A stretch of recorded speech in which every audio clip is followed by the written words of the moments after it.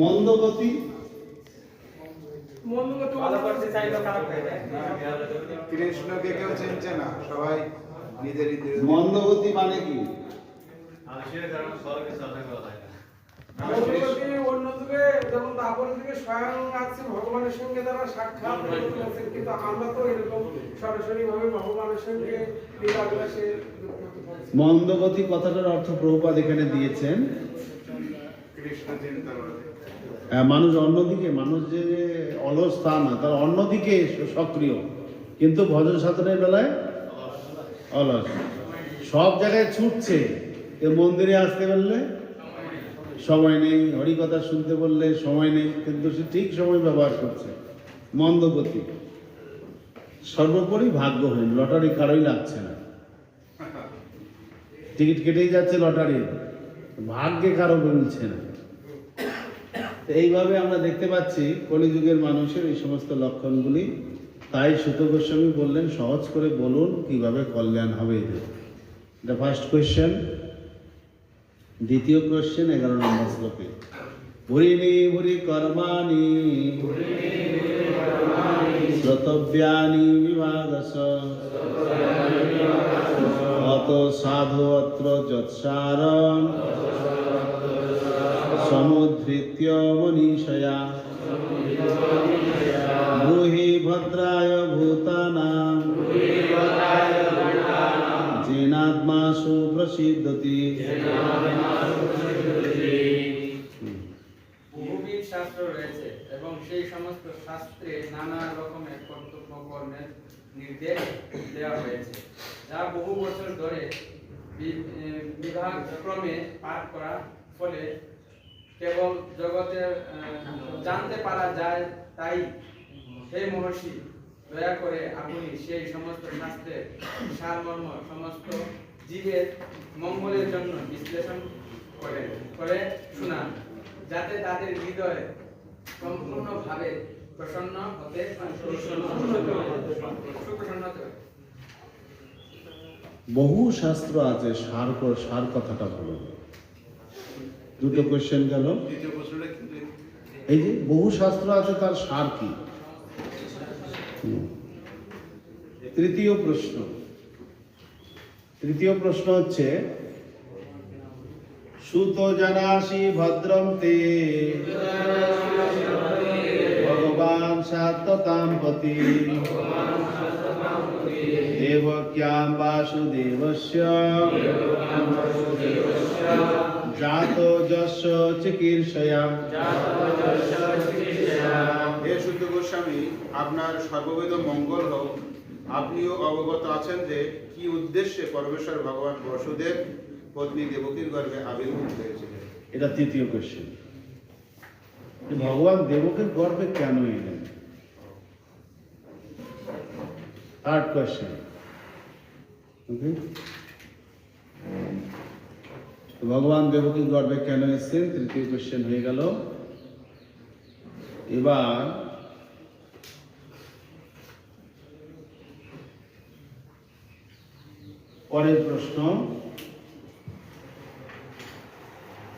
পরের প্রশ্নটা কয়েকটা শ্লোক পরে দেওয়া হচ্ছে।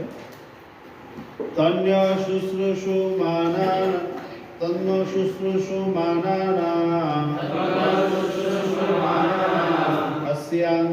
अस्याङ्गानुवर्णिता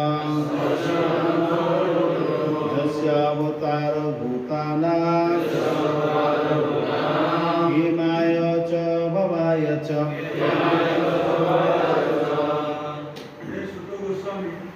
যার অবতার এবং আবির্ভাব সমস্ত জীবের মঙ্গল এবং সমৃদ্ধির জন্য হয়ে থাকে, আমরা সেই বাসুদেবের লীলাসমূহ শ্রবণ করতে অভিলাষী। আপনি অনুগ্রহ করে গুরু পরম্পরায় লব্ধ সেই জ্ঞান আমাদের কাছে ব্যাখ্যা করুন, কেননা তার শ্রবণ প্রকৃতলে উভয়েরই কল্যাণ সাধিত হয়। তার শ্রবণ কীর্তনে উভয়ের কল্যাণ সাধিত হয়। বাসুদেব তিনি কেন দেবকীর গর্ভে আসলেন, এটা ব্যাখ্যা করুন, যাতে আমাদের কল্যাণ সাধিত হয়। আচ্ছা, পরের শ্লোক।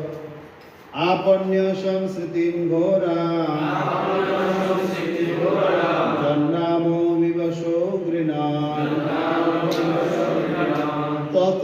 সদ্য বিমুচ্যেত যদ বিভেতি স্বয়ং ভয়ং।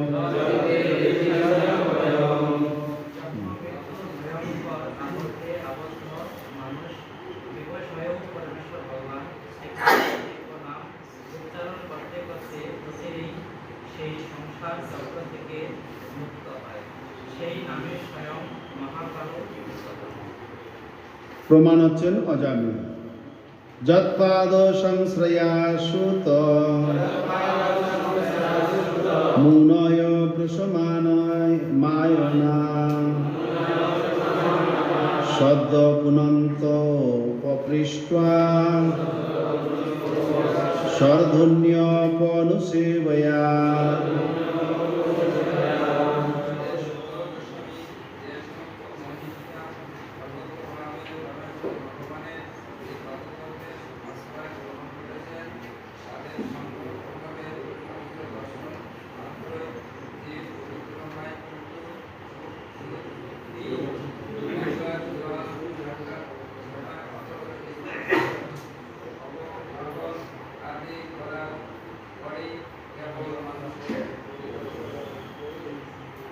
তো এই শ্লোকটিতে কৃষ্ণের পরোক্ষ গুণকীর্তন করা হয়েছে যে আপনার ভক্তের সঙ্গ প্রভাবেই মানুষ পবিত্র হয়ে যায়। যে পবিত্র হওয়ার জন্য আপনার চরণ কমল থেকে উদ্ভূত গঙ্গায় স্নান করলে মানুষ পবিত্র হয়, সেই পবিত্র বৈষ্ণব দর্শনেই মানুষ হয়ে যাচ্ছে। তো আপনার ভক্তের এত মহিমা যদি হয়, তাহলে আপনার কথার কি মহিমা হবে? আপনার ভক্তকে দর্শন করলেই দর্শনে পবিত্র করে, এই তোমার গুণ। আপনার পাদদক গঙ্গা দেবীতে স্নান না করা পর্যন্ত মানুষ পবিত্র হবে না, কিন্তু আপনাকে দর্শন করা মাত্রই মানুষ পবিত্র হয়ে যাচ্ছে। এই আপনার ভক্তকে দর্শন করা মাত্রই মানুষ পবিত্র হয়ে যান। তাহলে আপনার দর্শন, আপনার কথা শুনলে কি যে ফল হবে তা চিন্তাই করা যায় না। তো পরোক্ষভাবে কৃষ্ণের মহিমা কীর্তন করা হয়েছে। শিষ্যের মহিমা কীর্তন করলে অটোমেটিক গুরুদেবের মহিমা কীর্তন হয়, হয় কি না বলুন? শিষ্য যদি খুব সুন্দর সেবা করেন, অদ্ভুত একটা কিছু করেন, তো মহিমা কীর্তনটা কার হয়? অমুক মহারাজের শিষ্য এই কাজটা করেছে। খারাপ করলে বদনাম, আর ভালো করলে সুনাম। শিষ্য খারাপ করলে গুরুদেবের বদনাম, আর শিষ্য ভালো করলে গুরুদেবের সুনাম। তো ভক্তের গুণকীর্তন করার মাধ্যমে কৃষ্ণের পরোক্ষভাবে গুণকীর্তন এখানে শৌনক ঋষি করছেন। ও বা ভগবত তস্য পুণ্য শ্লোকোদ্য কর্মণাম শুদ্ধি কামো ন শ্রীণুয়াৎ যশ কোলি মলাপঃ। কলিযুগের পাপপঙ্কিল অবস্থা থেকে মুক্ত হওয়ার আকাঙ্ক্ষী এমন কে আছে যে পরমেশ্বর ভগবানের অপ্রাকৃত মহিমা শ্রবণ করতে অনিচ্ছুক? কে আছে? আছেন অনেকে, শুনতে চায় না। যে ভগবানের মহিমা এত, তার মহিমা শুনতে চায় না, এরকম বহু লোক আছেন। তো তাদের দুর্ভাগ্যের জন্য আফসোস করছেন শৌনক ঋষি, যেটা দুর্ভাগা যে আপনার মহিমা শুনতে চায় না। তা আমরা শুনতে চাই। আপনি হে সুত গোস্বামী বলুন, ভগবান কেন দেবকীর গর্ভে এসছেন, কি উদ্দেশ্যে এসছেন, এটা আমরা শুনতে চাই। তস্য কর্মণুদারাণি পরিহিতানি শূরিভিঃ গুহেন শ্রদ্ধধানানাং লীলয়া দদতো কলহ। তার অপ্রাকৃত কার্যকলাপ অত্যন্ত মহৎ এবং উদার, এবং নারদ আদি মহান ঋষিরা তা কীর্তন করেন। তা শ্রবণ করার জন্য আমরা অত্যন্ত আকুল হয়েছি। দয়া করে আপনি আমাদের অবতারে তার বিভিন্ন লীলাবিলাসের কথা আমাদের বলুন। তো এখানে চতুর্থ প্রশ্ন করা হলো। এই চতুর্থ প্রশ্নটা হচ্ছে পুরুষ অবতারদের লীলাবলী শুনতে চাইছেন। পুরুষ অবতার রূপে কিভাবে তিনি সৃষ্টি কার্য করেন সেই কথাটি এখানে বিশেষ করে জানতে চাইছেন শৌনক ঋষি, যে ভগবান তার পুরুষ অবতারদের দ্বারা কিভাবে জগৎ সৃষ্টি করছেন সেটা বলুন। 17 নম্বর শ্লোকে 4 নম্বর কোয়েশ্চেন, এবার 18 নম্বর শ্লোকে 5 নম্বর কোয়েশ্চেন। অথা আখ্যাহি হরের ধীমা অবতার কথা শুভা লীলা বিদধত শৈরী ঈশ্বরস্যাত্মমায়য়া।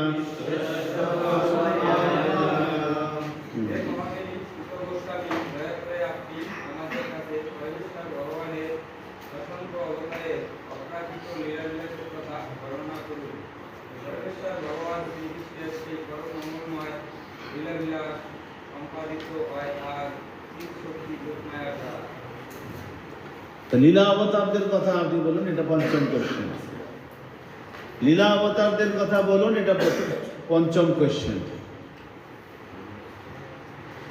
তাহলে প্রথম প্রশ্নটা কি ছিল? সমস্ত মানুষের পরম মঙ্গল কিভাবে সাধিত হবে, এটা প্রথম প্রশ্ন। দ্বিতীয় প্রশ্ন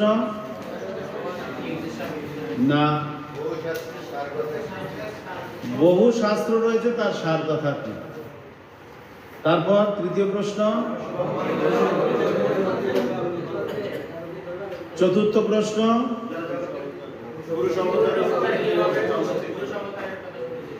পুরুষ অবতারদের কার্যাবলীর বর্ণনা করুন, এটা চতুর্থ প্রশ্ন। পঞ্চম প্রশ্ন ভগবানের লীলাবতারদের কার্যাবলী বর্ণনা করুন, এটা পঞ্চম প্রশ্ন। ষষ্ঠ প্রশ্নটা শেষে আছে, শ্লোক 19। বয়ং তু ন বিতৃপ্যাম উত্তম শ্লোক বিক্রমে যৎ শৃণ্বত্বাম রসজ্ঞানাম সাধু সাধু পদে পদে।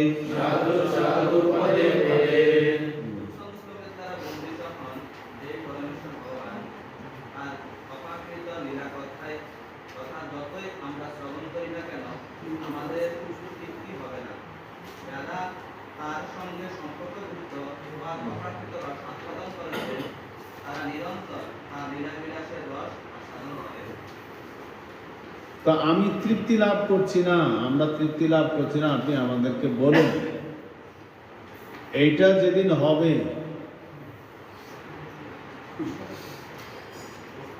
যে আরো শুনতে চাই, সেদিন ভাববেন যে আপনার রুচি এসছে। না জ্বর এসে গেছে, চলে গেল, কি নাম ওর? রঘুনন্দন কৃপা ভক্তি শাস্ত্রী করতে গিয়েও তার জ্বর এসেছিল, আমার মনে আছে। সে ওইরকম ছেলে করে পালিয়েছিল, তারপরে বোধহয় পরের বছর আবার করলো। তো মানে এক চান্সে তার আর হয় না। এই যে গেল, জ্বর হয়তো 2 দিন পরে ছেড়ে যাবে, 2 মাসের জন্য তার জ্বর সারবে না, থাকবে না। যাই হোক, তা আমরা যেদিন আমরা দেখবো যে আমাদের কৃষ্ণ কথা শ্রবণে রুচি আসছে, যে আরো শুনতে চাই, আরো শুনতে চাই, সেদিন বুঝতে হবে যে আমাদের আসলে কৃষ্ণের প্রতি আসক্তি, রুচি স্তরে আমরা পৌঁছেছি। আমাদের বলার রুচি আছে, আছে না? যারা কীর্তন করে তারা কীর্তন করার রুচি আছে, আছে না? দ্বারকেশজি কই আছে না কীর্তন করার রুচি? কিন্তু শোনার রুচি না। অন্য আরেকজন কীর্তনিয়া বসে উনি উঠে পালাবেন।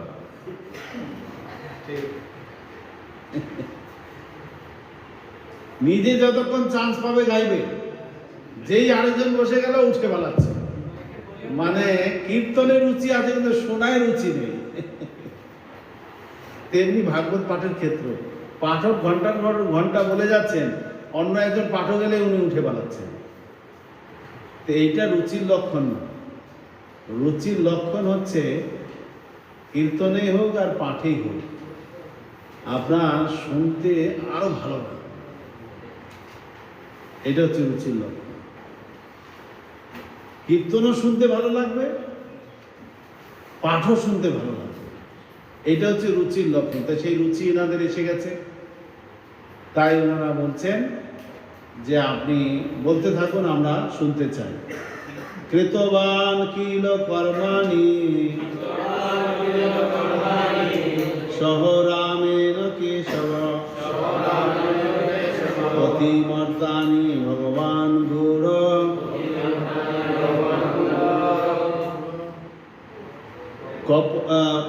গুড় কপট মানুষ। পরমেশ্বর ভগবান শ্রীকৃষ্ণ তার ভ্রাতা বলরামের সঙ্গে মনুষ্য রূপে লীলা বিলাস করছেন এবং এইভাবে তার স্বরূপ গোপন রেখে তিনি বহু অলৌকিক কার্যকলাপ সম্পাদন করেছেন। কলিমাগত মাকায় ক্ষেত্রেয়স্মিন বৈষ্ণবে বয়ম আশিনা দীর্ঘ সত্রেণ কথায়াম সক্ষনা হরে। কলিযুগে আগমন হয়েছে জেনে আমরা এই বৈষ্ণব ক্ষেত্র নৈমিষারণ্যে দীর্ঘকাল ব্যাপী লক্ষ্য অনুষ্ঠানের জন্য এসে উপস্থিত হয়েছি। এখন আমাদের হরিকথা শ্রবণের অবসর নেওয়া হয়েছে।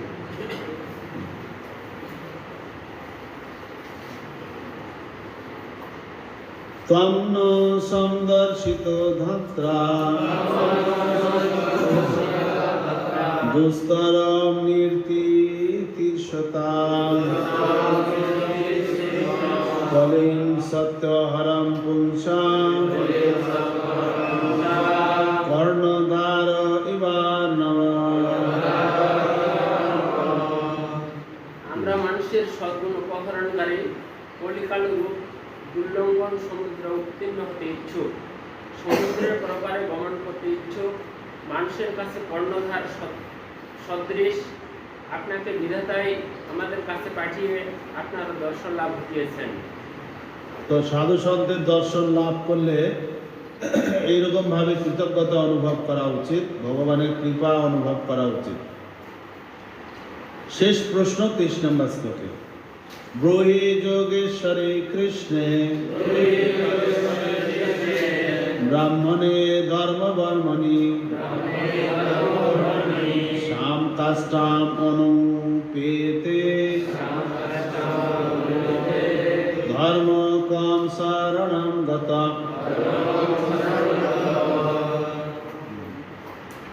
পরম ব্রহ্ম যোগেশ্বর শ্রীকৃষ্ণ সম্প্রতি তার নিত্যধামে অন্তর্ধান রূপ অপ্রকট লীলায় প্রবেশ করতে সনাতন ধর্ম কার শরণাপন্ন হয়েছে। এটা হচ্ছে ষষ্ঠ প্রশ্ন। ভগবান যখন চলে গেলেন, এই সনাতন ধর্ম এখন কাকে আশ্রয় করে রয়েছে? তো 6টা প্রশ্নের মধ্যে 4টা প্রশ্নের উত্তর দ্বিতীয় অধ্যায়ে দেওয়া আছে। কোন কোন 4টা? প্রথম 4টা। প্রথম 4টা প্রশ্ন কি কি? পড়ুন, প্রশ্ন 4টা পড়ুন। আপনি বলুন মানুষের কল্যাণ কি করে হয়? হ্যাঁ, পরম কল্যাণ কিভাবে হবে?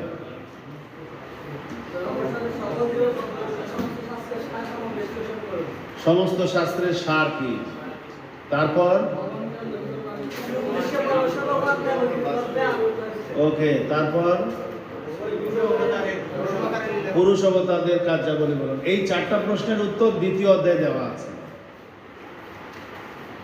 তো এখানে পুরুষের জগৎ সৃষ্টি করে- তারপরে তৃতীয় অধ্যায়ে আরো 2টো প্রশ্নের উত্তর দেওয়া আছে। চতুর্থ বছরটা পুরুষ অবতার হলে তিনি কিভাবে জগৎ সৃষ্টি করলেন এটা? হ্যাঁ, এটাই পুরুষ অবতারদের দ্বারা কিভাবে জগৎ সৃষ্টি করলেন সেটা বলুন। তাহলে এই ইউনিটে আপনারা 6টা প্রশ্নের উত্তর পাবেন সংক্ষিপ্তভাবে। এই 6টা প্রশ্নের উত্তর সারা ভাগবত জুড়ে দেওয়া আছে বিস্তারিতভাবে। কিন্তু এই প্রথম ইউনিট তৃতীয় অধ্যায়ের 43 নম্বর শ্লোক পর্যন্ত আছে। বা 44 নম্বর শ্লোক পর্যন্ত আছে। তো এই পর্যন্ত 6খানা প্রশ্নের উত্তর আপনারা পেয়ে যাবেন।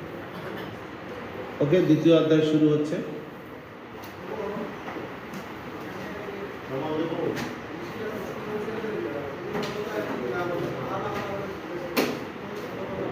হ্যাঁ, দুটো প্রশ্ন আলাদা। লীলাবতারদের কার্য হচ্ছে জগৎ সৃষ্টি হওয়ার পর, আর জগৎ সৃষ্টি করতে গেলে তো পুরুষ অবতার না হলে জগতেই সৃষ্টি হবে না, তা লীলা অবতার আসবে কোথা থেকে?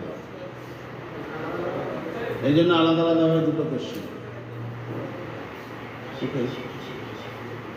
ওকে, দ্বিতীয় অধ্যায় দিব্য ভাব দিব্য সেবা। ব্যাস উবাচ ইতি সম্প্রশ্ন সংহৃষ্ট বিপ্রাণাম রোমহর্ষণী প্রতিপূজ্য বচস্তেষাং প্রবক্তুমুপচক্রমে। রমর্ষণ পুত্র পুত্রশ্রবা সুত গোস্বামী সৌনক আদি ব্রাহ্মণদের সেই সব প্রশ্নে সম্পূর্ণরূপে পরিতৃপ্ত হয়ে তাদের ধন্যবাদ জানালেন এবং তাদের প্রশ্নের উত্তর দিতে শুরু করলেন। তো এইখানে এই শ্লোকের মধ্যে সদাচার প্রকাশিত হয়েছে। ভাগবতের মধ্যে যেমন জ্ঞান রয়েছে, ভাগবতের মধ্যে তেমন সদাচার রয়েছে। এই শ্লোকের মধ্যে আপনারা কি সদাচার দেখতে পাচ্ছেন বলুন দেখি? তাকে ধন্যবাদ জানিয়েছি।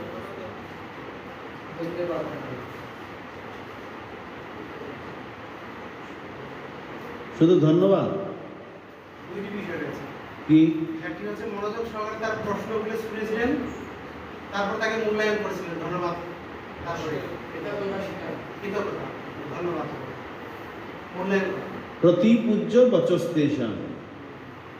প্রতিপূজ্য কথাটার মানে হচ্ছে তাকে ধন্যবাদ দিয়েছিলেন, বচস্তেষাং, এবং তার গুণকীর্তন করেছিলেন। এই সদাচারটা আমরা ধন্যবাদ থ্যাংক ইউ বলে শেষ নয়।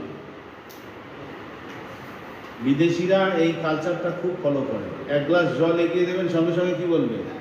Thank you. আর আমরা কিছু বলি? আমাদের সদাচারহীন আমরা বেশি। বিদেশিরা কোথা থেকে এই সদাচারটা শিখে গেল জানি না। যে কোনো কিছু আপনি একটা এগিয়ে দেবেন, তাকে কিছু বলবেন, রাস্তাটা কোথায়, কোন দিকে গেছে রাস্তাটা, শুধু যদি বলে দেন সঙ্গে সঙ্গে থ্যাংক ইউ। আমরা করি কি বলুন? কারা করেন? করেন আপনি? চেষ্টা করি। তো কেন এটা করা দরকার? এটা একটা শিষ্টাচার। আপনি কাউকে দাঁড়ালেন, দাদা শাহবাগটা কোন দিকে, রাস্তা দেখিয়ে দিলেন, আপনি হাঁটা শুরু করে দিলেন হন হন করে। এটা একটা সদাচারহীনতার লক্ষণ। ধন্যবাদ আপনাকে। এটা হচ্ছে শিষ্টাচার। তো সাধু ভগবদ্গীতায় ভগবান বলছেন যত্র যোগেশ্বর কৃষ্ণ যত্র পার্থ ধনুর্ধর তত্র শ্রী বিজয়ের মতি নীতি ধ্রুবা নীতি মতির মম। যেখানে আমার ভক্ত থাকবে, যেখানে ভগবান থাকবে, সেখানে সমস্ত বিজয়, শ্রী, সৌন্দর্য সবকিছু থাকবে, এবং সেখানে নীতি থাকবে। নীতি মানে নৈতিকতা। নীতি মানে নৈতিকতা, নৈতিকতা মানে সদাচার বোধ, শিষ্টাচার বোধ, এগুলো থাকবে। ভক্তের কাছে মানুষ কেন ভক্তকে মনে রাখবে? শিষ্টাচারের জন্য মনে রাখবে। আপনার সঙ্গে প্রতিদিন যে লোকটা দেখা হচ্ছে, বা আপনি কারোর সঙ্গে প্রথম দিন যে দেখা হয়েছে, তার পরবর্তীতে আরো অনেকবার তার সঙ্গে হয়তো দেখা হয়ে থাকতে পারে, কিন্তু মনে থাকবে কোনটা? প্রথম দিনের ব্যবহারটা তার মনে থাকবে, সকলের মনে থাকবে। বলুন, আপনার সঙ্গে আমারই প্রথম দেখা হয়েছে, পরবর্তীতে যদি দেখা হয়, অনেক কথা অনেক কিছু আপনার মনে থাকতে পারে, কিন্তু প্রথম দিনের ব্যবহারটা ভুলবেন? তা আমরা প্রতিনিয়ত কত লোকের সঙ্গে প্রথম দিনে সাক্ষাৎ হচ্ছে, প্রথমবারের সাক্ষাৎ হচ্ছে না? তা আমার একটা ধন্যবাদ হয়তো তিনি মনে রেখে দেবেন। রিক্সাওয়ালা, টোটোওয়ালা, ভ্যানওয়ালা, যাকে আপনি জিজ্ঞাসা করলেন, একটা রাস্তা খোঁজ করছেন, তাকে যদি আপনি ধন্যবাদ দেন, তাকে তো কেউ কোনোদিন ধন্যবাদ দেয় না। আপনি যখন ধন্যবাদ দেবেন তার মনে দাগ কেটে যাবে, আরে সাধু আমাকে ধন্যবাদ দিয়েছে, ওইটা তার মনে থেকে যাবে। যে এতদিন রিক্সা চালালাম, কেউ কোনোদিন আমাকে ধন্যবাদ দিল না, গালিই দিল, আর আজকে একজন সাধুর রাস্তায় দেখা হলো, আমাকে ধন্যবাদ জানালো। এটা আমাদের এই শিষ্টাচারটা পালন করা দরকার, যেটা আমরা এখানে দেখতে পাচ্ছি। সুত বাচ জম প্রবজন্তমনুপেত তমপেত কৃত্বা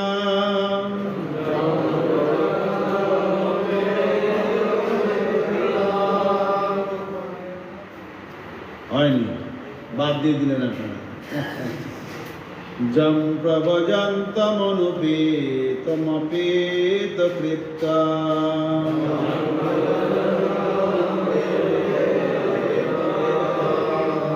দ্বৈপায়ন বিরহ কাতরয়া জুহাব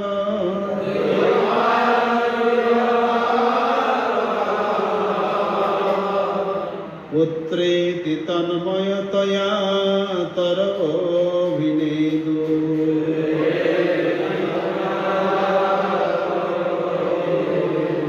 স্তম সর্বভূত হৃদয়ম মুনিমাননতস্মি।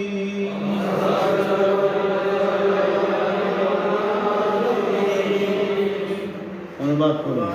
ছিল সুত গোস্বামী বললেন, আমি সেই মহর্ষিকে আমার প্রণতি নিবেদন করছি, যিনি সমস্ত জীবের হৃদয়ে প্রবেশ করতে পারেন।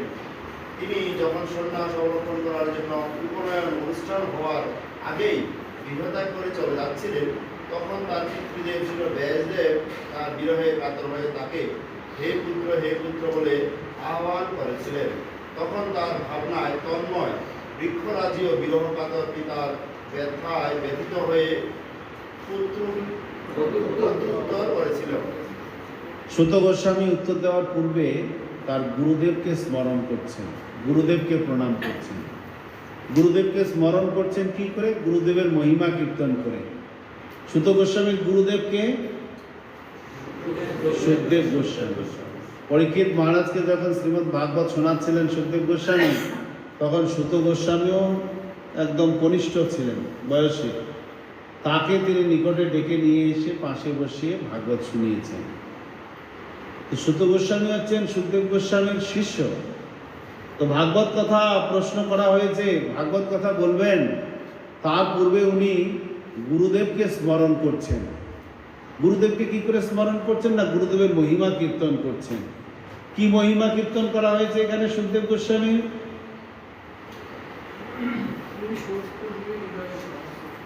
সমস্ত জীবের হৃদয়ে প্রবেশ করতে পারে, এটা একটা মহান গুণ। এই গুণটা কার থাকে? হ্যাঁ, ভগবান তো থাকে, এছাড়া শুদ্ধ ভক্তদের।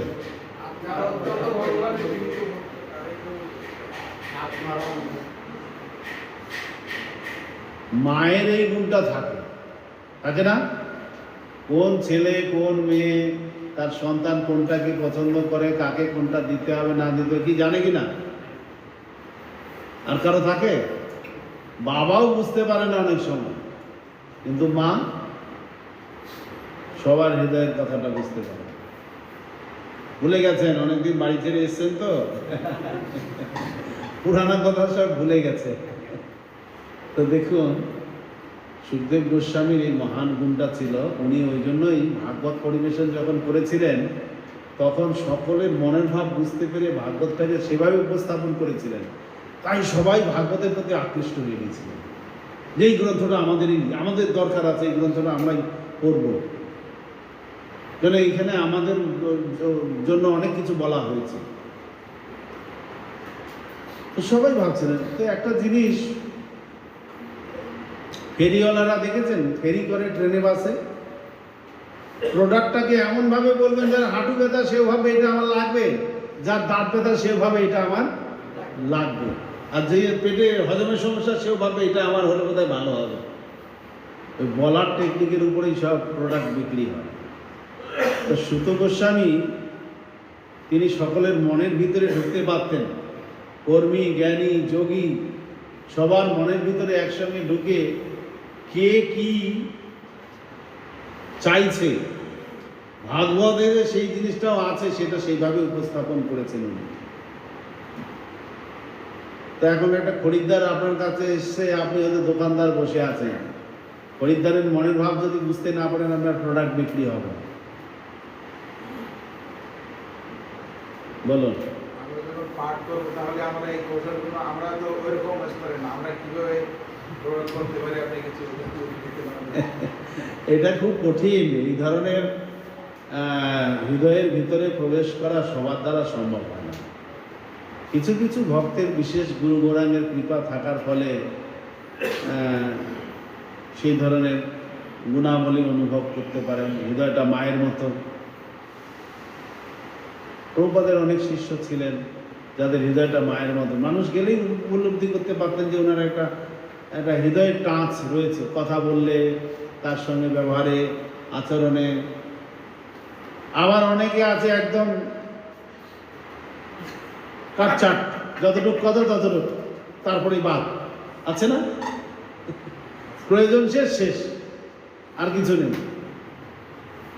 আবার অনেকে আছেন যে সেখানে গেলেই বোঝা যায় একটা হৃদয়ের আন্তরিকতা অনুভব করা যায়। শ্রীমৎ ভক্তিচার্য গুরু মহারাজ উনি এরকম একজন ব্যক্তি ছিলেন। ওনার সঙ্গে যারাই কথা বলেছেন বা যাদের সঙ্গে উনি কথা বলেছেন, ওনারা অনুভব করতে পেরেছিলেন যে হৃদয়ের একটা, যেই কথা বলেছেন উনি সেই ফিলিংটা অনুভব করতে পেরেছেন। আমার কয়েকবার সুযোগ হয়েছিল যে একটা আন্তরিক কথা যে রয়েছে, তো যে অন্তরের ভিতরে প্রবেশ করতে পারেন তিনিই তো আন্তরিকতা দেখাতে পারেন। যদি অন্তরের ভিতরে প্রবেশ করতে না পারেন তাহলে কি আন্তরিকতা দেখাবেন আপনি? আপনার পিপাসা লেগেছে এটা যদি আপনি বুঝতে না পারেন, জলের গ্লাসটা এগিয়ে দেবেন? বলুন। আপনি যদি অন্তরের ভিতরে ঢোকেন তাহলেই তো কোনো একজন কিছু না চাইতেও আপনি সেই সেবাটা অগ্রিম তাকে অ্যাভেলেবল দেবেন, যে আপনি একটু শরবত পান করেন। এটা অন্যের হৃদয়টাকে বুঝতে পারা, এটা একটা বিশাল দিব্য গুণাবলী। অত সহজ না, অত সহজ না, এটা খুব কঠিন। এটা কোনো কলা কৌশলের দ্বারা হবে না, এটা ভগবানের প্রদত্ত দেওয়া গুণাবলী। এবং ভক্তি করতে করতে কারো হৃদয়ে এটা জাগরিত হয়। ওকে, তো এই দিব্য গুণাবলী ওনার ছিল। তবে এখানে আরেকটা কথা বলা হয়েছে যে উনি ব্রাহ্মণ দীক্ষা না নিয়েই চলে যাচ্ছিলেন না, উনি চলেই গেছেন। ব্রাহ্মণ দীক্ষা না নিয়ে ঘর থেকে বেরিয়ে গেছেন। ব্রাহ্মণের পুত্র, ব্যাসদেবের পুত্র উনি। ব্যাসদেবের পুত্র মানে সেখানে ব্রাহ্মণ দীক্ষা না হলে ব্রাহ্মণ হয় না। ব্রাহ্মণের সন্তানের ব্রাহ্মণ দীক্ষা না হলে ব্রাহ্মণ হয় না। তাহলে বাকি লোক ব্রাহ্মণ হতে গেলে এমনি হবে? ব্রাহ্মণের পুত্রকে ব্রাহ্মণ হতে গেলে তাকে উপনয়ন সংস্কার করতে হয়। আর যারা ব্রাহ্মণ নয় তারা যদি ব্রাহ্মণ হতে চায় তাহলে তাদের আবার কি করতে হবে চিন্তা করুন। এখন এই শ্লোকের তাৎপর্যে আপনারা পড়ুন। প্রশ্ন হচ্ছে যে ব্রাহ্মণ দীক্ষার কি দরকার, এটা হচ্ছে প্রশ্ন। ঠিক আছে, শ্লোকের তাৎপর্যটা আপনারা ভালো করে পড়ুন। প্রশ্নটার উত্তর মাথায় রাখবেন যে ব্রাহ্মণ দীক্ষার দরকার আছে কি নেই। যারা তো নিয়েছেন, যারা নেননি তাদের মনে তো নেওয়ার ইচ্ছা আছে। তো ব্রাহ্মণ দীক্ষা তো সুখদেব গোস্বামী ভাগবতের মহাপাঠক উনিই নেননি। তাহলে ব্রাহ্মণ দীক্ষার কি দরকার আছে?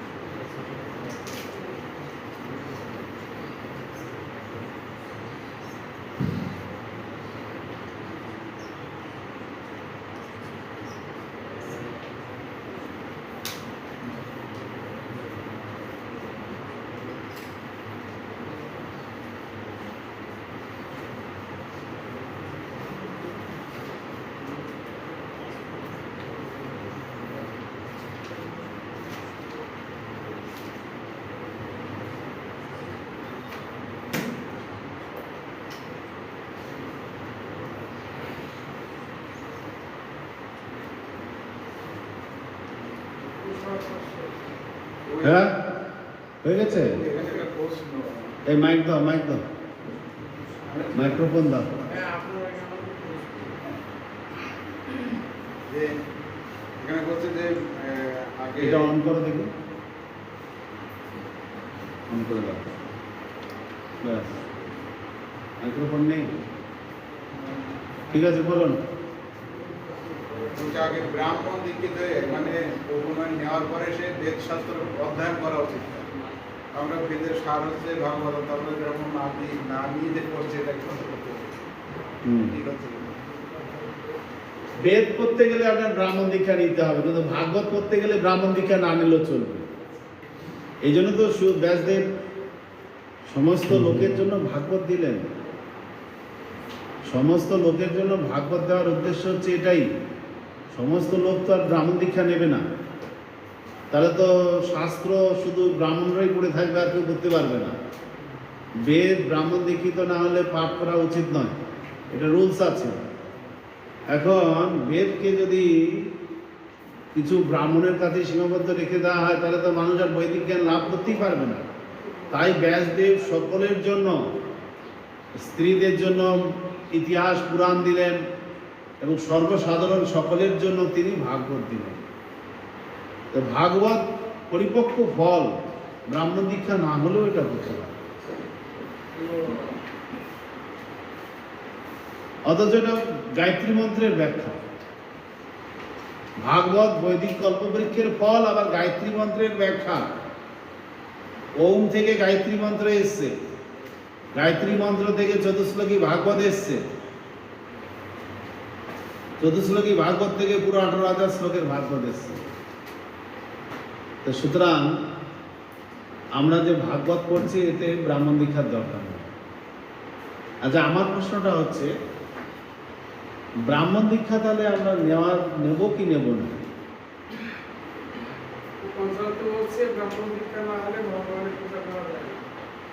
কলিযুগে তো ভগবানের পূজা করার থেকে ভগবানের নাম করাটাই গুরুত্বপূর্ণ। আমাদের মধ্যে অনেকে আছেন এখনো বহু 30-40 বছর হয়ে গেছে উনি ব্রাহ্মণ দীক্ষা নেওয়া, হরি নাম নিয়েই করতে হবে। এখানে আর একটা বড় পয়েন্ট হচ্ছে যে আমরা যেমন জন্ম যাচ্ছে সবাই শূদ্র, এই যতক্ষণ পর্যন্ত ব্রাহ্মণের শ্রদ্ধা যদি ব্রাহ্মণ থেকে না না ব্রাহ্মণ যাবে, তাহলে আমরা মাইকে বলেন না, সবাই শুনুক। মাইকটা কোথায়? ব্রাহ্মণের উত্তরে যদি ব্রাহ্মণ দিকে না নিলে সে শূদ্র থেকে যায়, তাহলে আমরা সবাই শূদ্র থেকে যাবো। এই জন্য আমাদের ব্রাহ্মণ দিকে নেওয়ার অবশ্যই প্রয়োজন। ওকে, আর কেউ বলবেন ব্রাহ্মণ দিকে না নেওয়ার পিছনে মাইকটা কেউ দিয়ে আসে?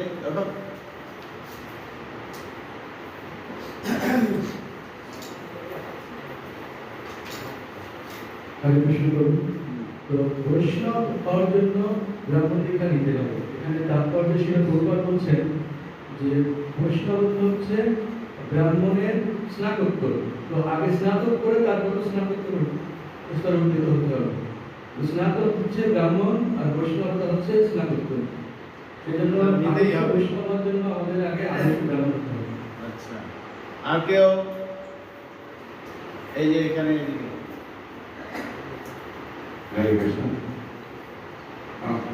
আমরা আমাদের আন্তর্জাতিক কৃষ্ণ ভাবনামৃত সংঘ স্পন্দ একটা প্রচারমুখী সংগঠন।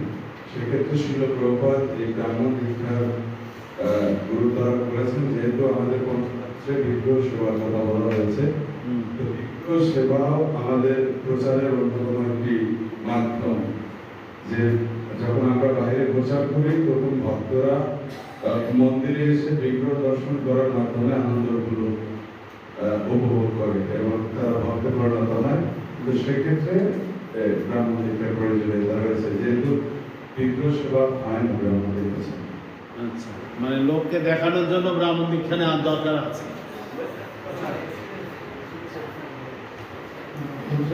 এই ব্লকে গেছে যে দ্বিতীয় দীক্ষা না হলে বিগ্রহ সেবার অধিকার হবে না। এই জন্য বিগ্রহ সেবার জন্য অনেকগুলো মন্ত্র আছে, যেমন 6 ধরনের মন্ত্র আছে, গায়ত্রী মন্ত্র, ধ্যান মন্ত্র, মূল মন্ত্র, বীজ মন্ত্র। এর কিছু কিছু রেডিশন আছে যে এই মন্ত্রগুলো নাম দীক্ষা না হলে উচ্চারণ করতে পারবে না, যেমন বীজ মন্ত্র, গায়ত্রী মন্ত্র এগুলো উচ্চারণ করতে পারবে না। মানে বিগ্রহ সেবা করার জন্য গায়ত্রী মন্ত্রের দরকার আছে। ঠিক আছে, আমরা এই প্রভুপাদের একটা তাৎপর্য পড়ছি। সপ্তম স্কন্ধ, যারা দেখতে পাচ্ছেন কেউ মাইক নিন, নিয়ে পড়ুন দেখি। আপনি দেখতে পাচ্ছেন প্রভু? দেখতে পাচ্ছেন? চশমা খুলে রয়েছেন তো দেখবেন কি করে? বলুন, যিনি দেখতে পাচ্ছেন উনি পড়ুন।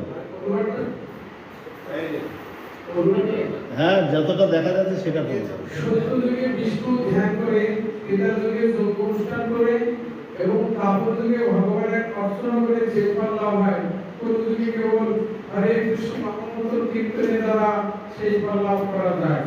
সত্য যুগে প্রতিটি ব্যক্তি আধ্যাত্মিক চেতনা অত্যন্ত উন্নত ছিলেন এবং মহান ব্যক্তিদের কোন রকম বিদ্যে ছিল না, কিন্তু ক্রমশ কালের অগ্রগতির ফলে ব্রাহ্মণ এবং বৈষ্ণবের মধ্যে অশ্রদ্ধাপূর্ণ আচরণ শুরু হয়। প্রতিপক্ষে উত্তম বৈষ্ণবকে বিষ্ণু থেকে অধিক শ্রদ্ধা করা উচিত। সেই সম্বন্ধে পদ্মপুরাণে বলা হয়েছে, আরাধনা সর্বেশ্বর বিষ্ণু আরাধনা পরম। সমস্ত আরাধনার মধ্যে ভগবান বিষ্ণুর আরাধনা সর্বশ্রেষ্ঠ। তস্মাৎ পরতরম দেবী তদেবং সমাসম। কিন্তু তার থেকে শ্রেষ্ঠ হচ্ছে বৈষ্ণবের আরাধনা করা।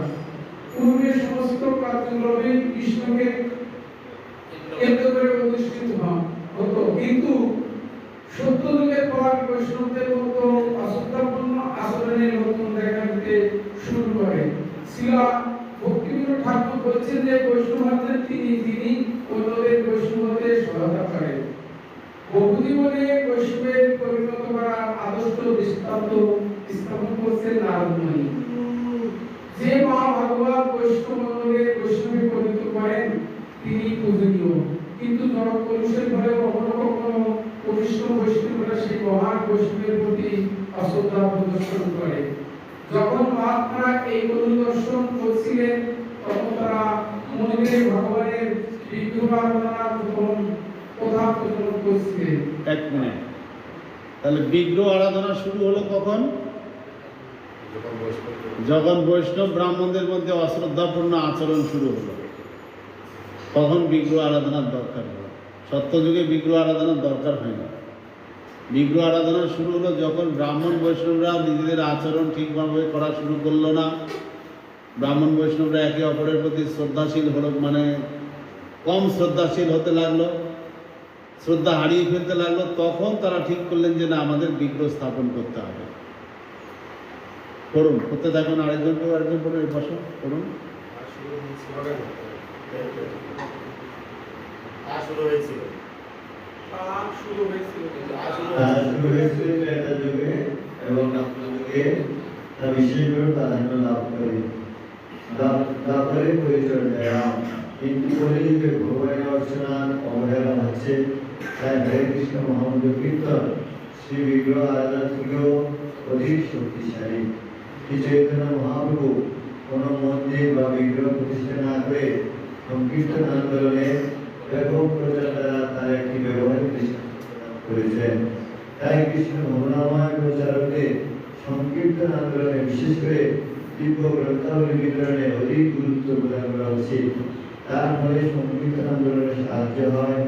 যখন সেই বিগ্রহ আরাধনার সম্ভাবনা থাকে তখন আমরা মঠ মন্দির প্রতিষ্ঠা করতে পারি, কিন্তু সাধারণত চিহ্ন গ্রন্থাবলী বিতরণে আমাদের অধিক গুরুত্ব দেওয়া প্রয়োজন, কারণ তার ফলে মানুষকে কৃষ্ণ ভক্তে পরিণত করা যাবে। এক মিনিট, তাহলে ব্রাহ্মণ দীক্ষা নেওয়ার দরকার আছে?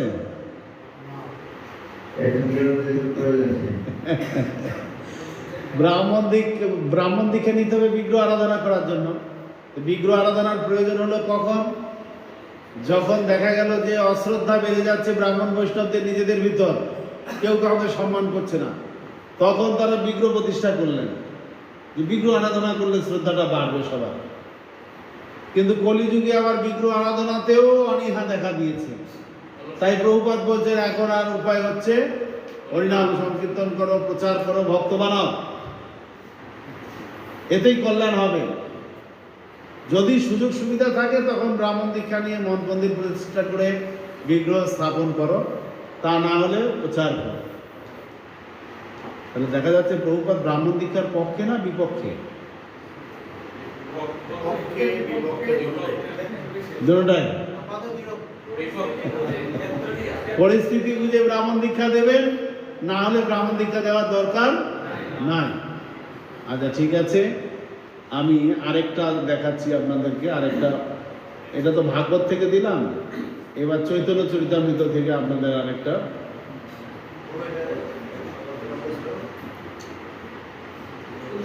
চোদ্দ নম্বর 39 নম্বর 14 অধ্যায় 7ম স্কন্ধ।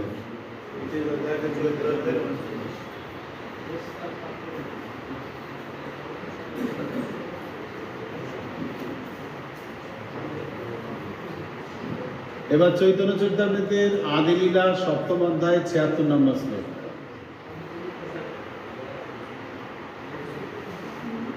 চৈতন্য চরিতামৃত আদিলীলা 7ম অধ্যায়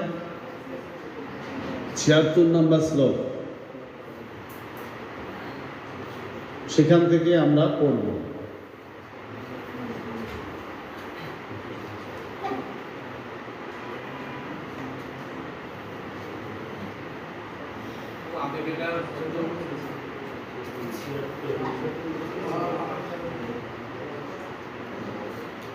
ছিয়াত্তর নম্বর শ্লোকটা কি আছে সেটা আগে পড়ি।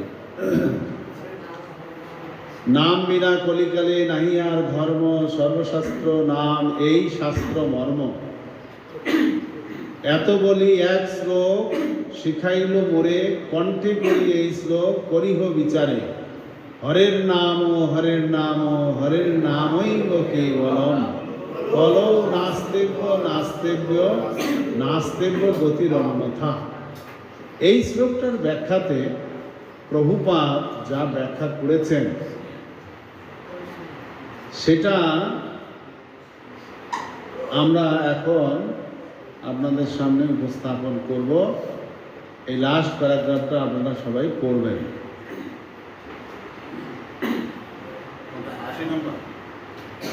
80 নম্বর না, একটু বড় করছি যাতে সবার দেখতে সুবিধা হয়।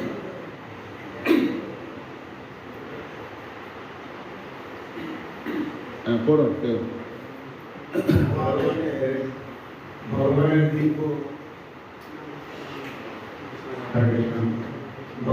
দিব্য নাম কীর্তনে অন্য কোনো কিছুর উপর নির্ভরশীল হওয়ার প্রয়োজন হয় না, কেননা পরমেশ্বর ভগবানের সঙ্গে সংযোগ সাধনের সমস্ত বাঞ্ছিত ফল তৎক্ষণাৎ লাভ করতে পারা যায়।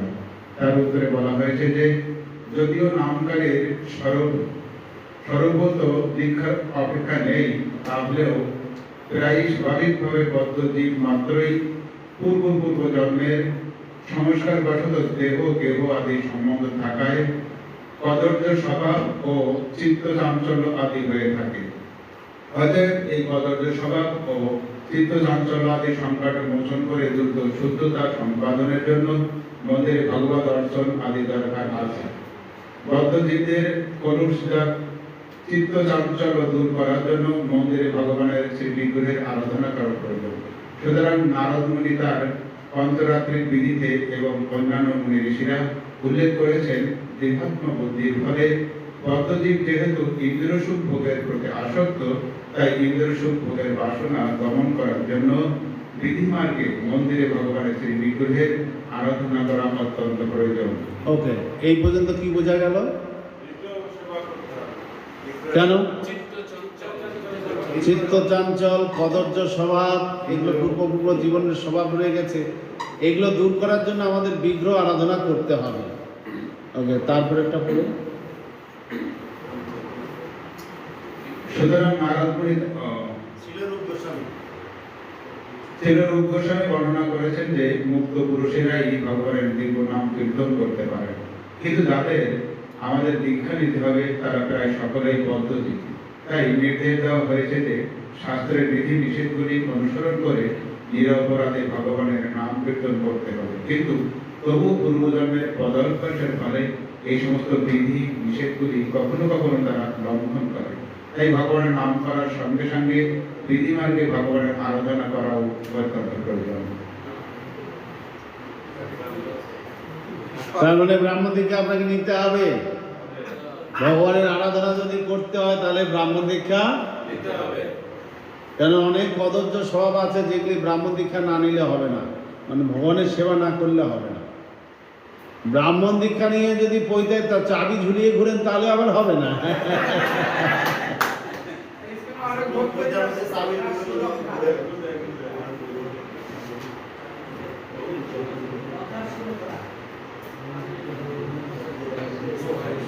তাহলে ব্রাহ্মণ দীক্ষা কেন নিতে হবে বোঝা গেল, বলুন।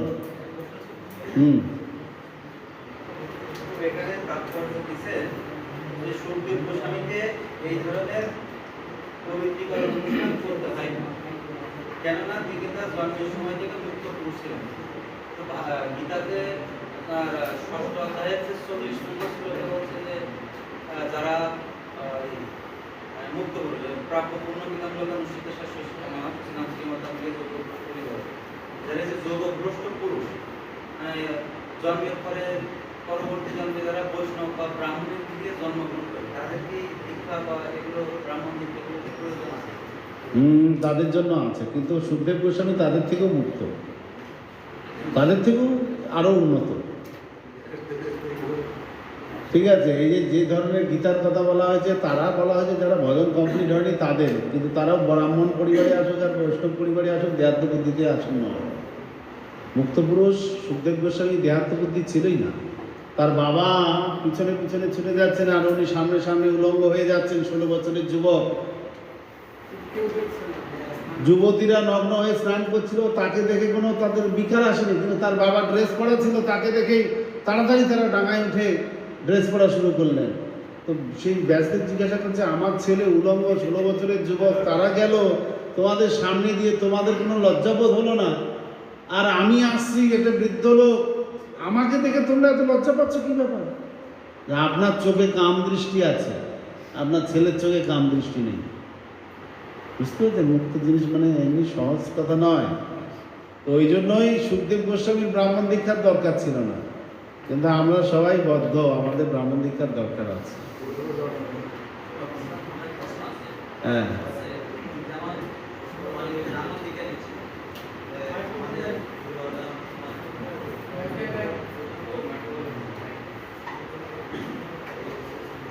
হরে কৃষ্ণ।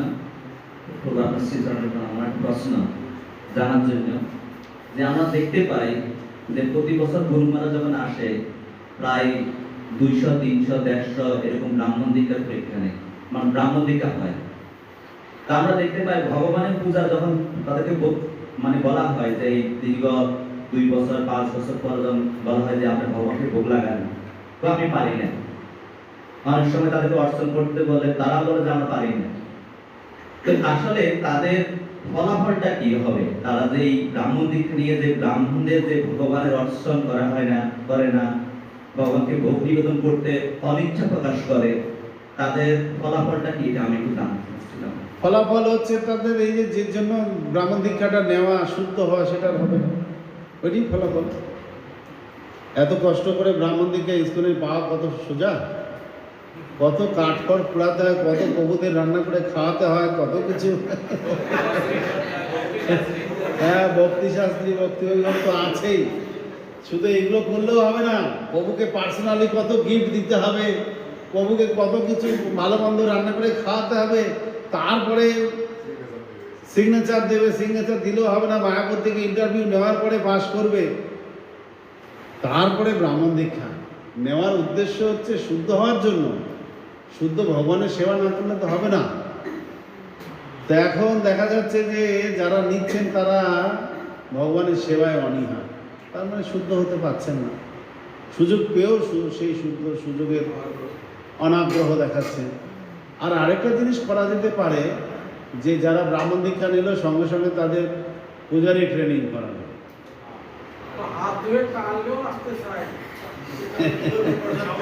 চুক্তি করে যে পূজারি করবে তাহলে ব্রাহ্মণ দীক্ষা, নালে নাই।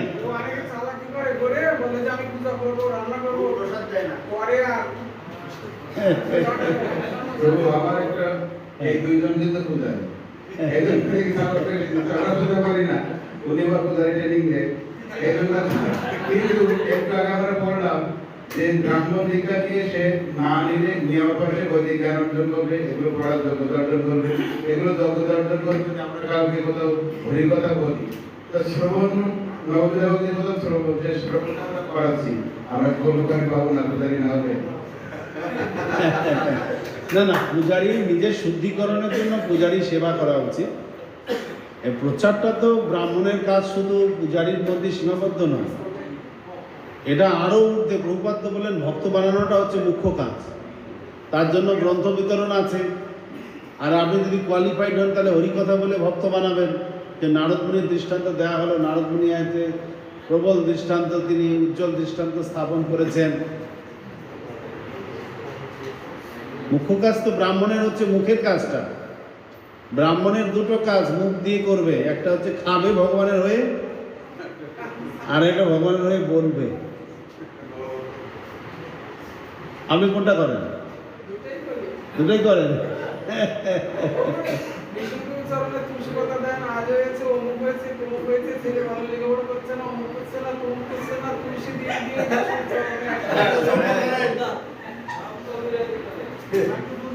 তো যাই হোক, যাই হোক, হ্যাঁ, যে ব্রাহ্মণ বৈষ্ণবদের প্রতি অশ্রদ্ধা, এর জন্য বিগ্রহ অর্চন পূজা পদ্ধতি, এরপরে বিগ্রহ সেবায় অলসতা, এরপরে হরিনাম সংকীর্তন। হরিনামেও তো অনেক সময় অলসতা, তারপরে কি?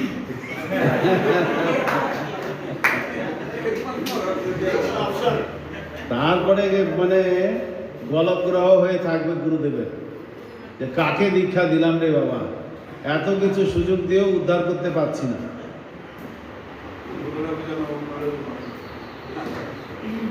আমরা যে আধ্যাত্মিক অনুশীলনে অন্তত পক্ষে যারা অল্টারে পূজা করেন না, তারা মানসে ভগবানের অর্চন করতে পারেন। মানসে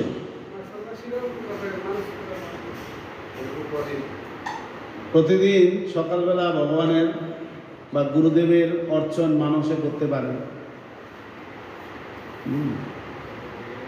অল্টারে ঢোকার আপনার সময় নাই বা কিছু নেই, যখন আপনি তিলকান্নি হয়ে গেল, মানুষে আপনি গুরুদেবের চরণে ফুল দিচ্ছেন, তখন মানুষে আপনি গুরু পূজা করতে পারেন, বা মানুষে অর্চন ষোড়শ উপাচারে গুরুদেবের অর্চন বা কৃষ্ণের অর্চন করতে পারেন। হ্যাঁ, অবশ্যই। আপনি গায়ত্রী দীক্ষা পেয়েছেন মানে আপনারা অর্চন করার মাধ্যমে তো শুদ্ধ হওয়ার জন্যই দেওয়া হয়েছে। আপনি নিয়ে কি তালাচাবি ঝুলানোর জন্য নিয়েছেন বইটা, নাকি পিঠ চুলকানোর জন্য নিয়েছেন? পিঠে যখন চুলকানি হয় ওই টাকা ধরে টানা হেঁচড়া করে।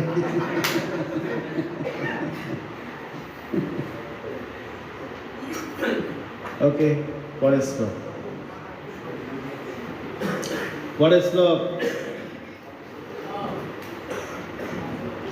পরের শ্লোকটাতেও সুখদেব গোস্বামীর গুণকীর্তন করা হচ্ছে। যস্যানুভাবমখিল শ্রুতিসারমেকা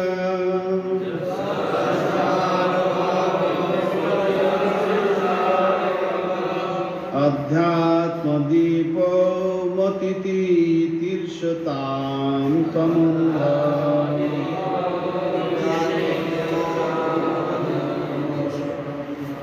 সংসারিণাম করুণায়াঃ পুরাণগুজ্জ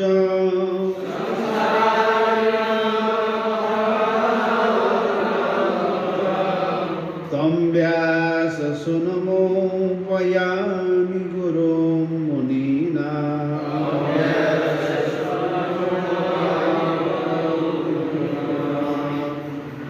সংসারের গভীর অন্ধকার উত্তীর্ণ হওয়ার অভিলাষী বিষয়াসক্ত মানুষদের কাছে কৃপা করে যিনি স্বীয় প্রভাব জগৎ সমস্ত বৈদিকের সার্বিক অনুপম আত্মতত্ত্ব প্রকাশ দ্বীপ সত্য ঈশ্বর পুরাণ মনুষ্য শ্রীমদ ভাগবত বলেছিলেন, সেই মুনিগণের গুরু ব্যাস সুখদেবকে আমি আমার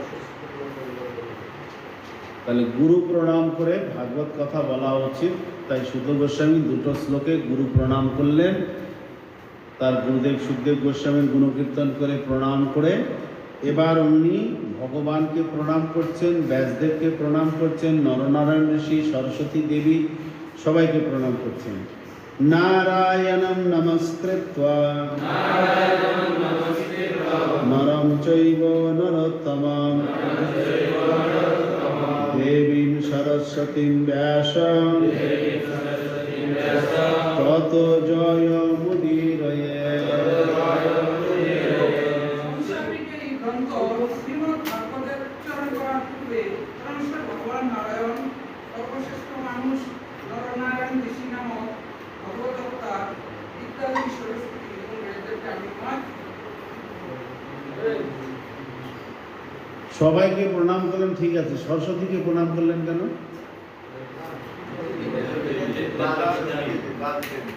বাগদেবী বলুন। ভগবান শ্রীকৃষ্ণ বা শিক্ষা ছিলেন, তিনি নিজে সরস্বতীকে স্মরণ করছেন। ও, ওই জন্য আমাদেরকে প্রণাম করতে হবে। অনেক যুগের কথা বলে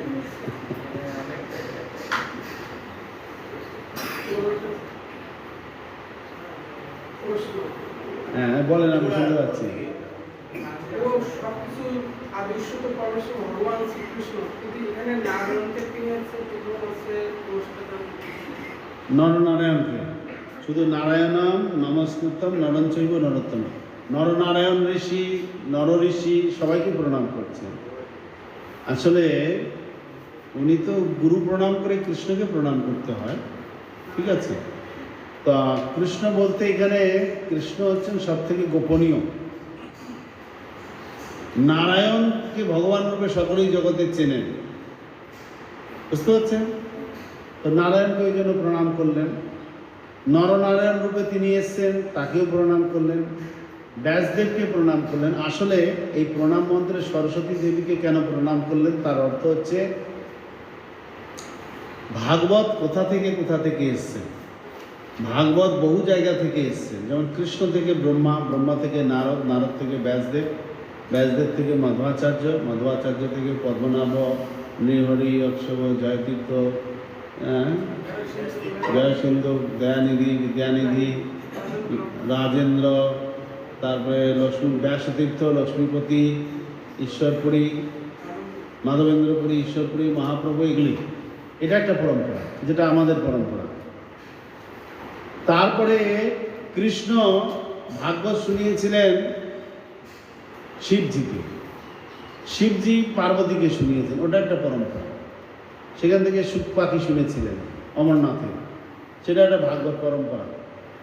তারপর লক্ষ্মী দেবীকে শুনিয়েছেন নারায়ণ স্বয়ং ভাগবতম। লক্ষ্মী দেবীর পরম্পরায় আবার ভাগবত পরম্পরা একটা নেমে এসছে। শ্রী সম্প্রদায়ে যারা ভাগবত পাঠক, হ্যাঁ, 4টা সম্প্রদায় ভাগবত তো আছে, এছাড়াও আছে। যেমন লক্ষ্মী দেবী থেকে শিবজি একটা ভাগবত পরম্পরা রয়েছে, রুদ্র সম্প্রদায় থেকে একটা ভাগবত পরম্পরা নেমে এসছে। আচ্ছা, নারদ মুনি নরনারায়ণ ঋষির কাছে ভাগবত শুনেছেন, তো সেই জন্য নরনারায়ণ ঋষি, নারদ মুনি, তারপরে ব্যাসদেব আবার সরস্বতী দেবীকে ভাগবত শুনিয়েছেন, তাই সরস্বতী দেবীকে দেওয়া হলো। ব্যাসদেব সুখদেব গোস্বামীকে ভাগবত শুনিয়েছেন, তাই সুখদেব হয়ে আরেকটা ধারা বেরিয়ে এলো। সুখদেব হয়ে পরীক্ষিত হয়ে তার মা উত্তরা পর্যন্ত শেষ হয়ে গেল সেই ধারাটা। তারপরে আমাদের আরো ধারা হচ্ছে চতুষ্কুমাররা ভাগবত শুনেছিলেন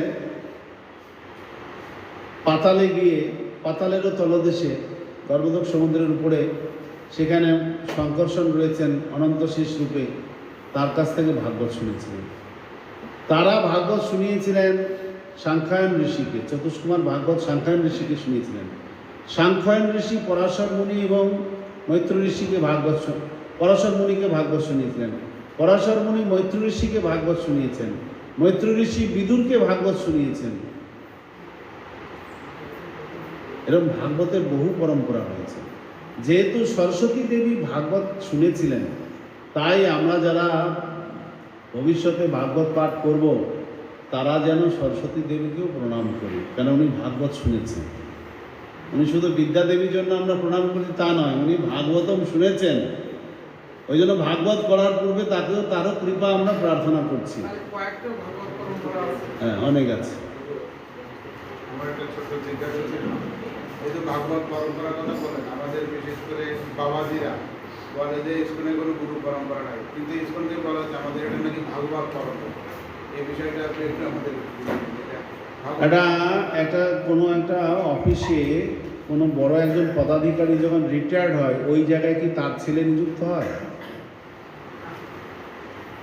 কে হয়? যোগ্যতা সম্পন্ন ব্যক্তি, নাকি উনি যাকে দীক্ষা দিয়েছেন সেই শিষ্য এসে বসে? কোনো একটা বড় পদাধিকারী, তার পোস্ট খালি হয়ে গেল, এবার ওই পোস্টে কে বসবে? কাউকে তো বসতে হবে। কে বসবে? তার যোগ্যতা রয়েছে সেই। তেমনি ভাগবত পরম্পরায় যোগ্যতা সম্পন্ন আচার্যরাই রয়েছেন, কিন্তু মন্ত্র পরম্পরায় যোগ্যতা সম্পন্ন শিষ্য নাও থাকতে পারে। এটা হচ্ছে মন্ত্র পরম্পরার রিস্ক।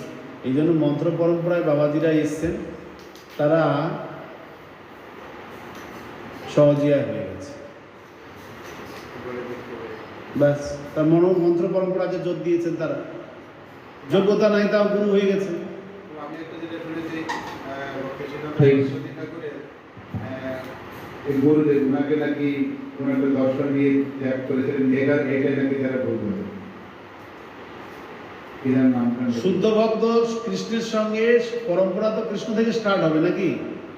শুদ্ধ ভক্তের কৃষ্ণের সঙ্গে সরাসরি সংযোগ, তাই সেখান থেকে একটা পরম্পরা চালু হবে।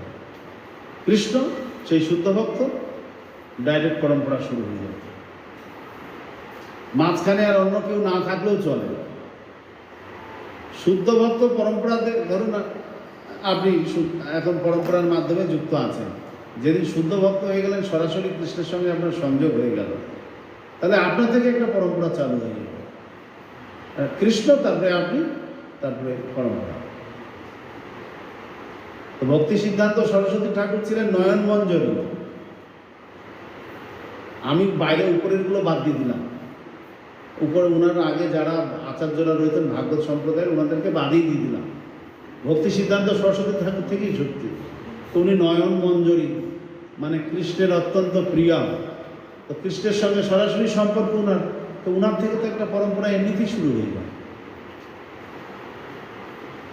আলাদা করে পরম্পরার দরকারই না, যেহেতু ভক্তি সিদ্ধান্ত সরস্বতী ঠাকুর নয়ন মঞ্জরী, তো ওনার থেকে তো পরম্পরা অটোমেটিক চালু হয়ে গেছে। কৃষ্ণের পরে উনি, ওনার পরে আমরা চলছি পরম্পরা দ্বারা। তাহলে পরম্পরা নাই কি করে হবে? জগন্নাথ দাস বাবাজি মহারাজ বলেছিলেন যে এই যে আসছে কৃষ্ণের সখী নাকি যাই হোক, ওটাই বলছি, শুদ্ধ ভক্তদের কোনো প্রণালী দরকার নেই, ওখান থেকেই পরম্পরা শুরু হয়ে যায়। তথাপি আমাদের ভাগবত পরম্পরা আছে। ওকে, পরে শ্লোক।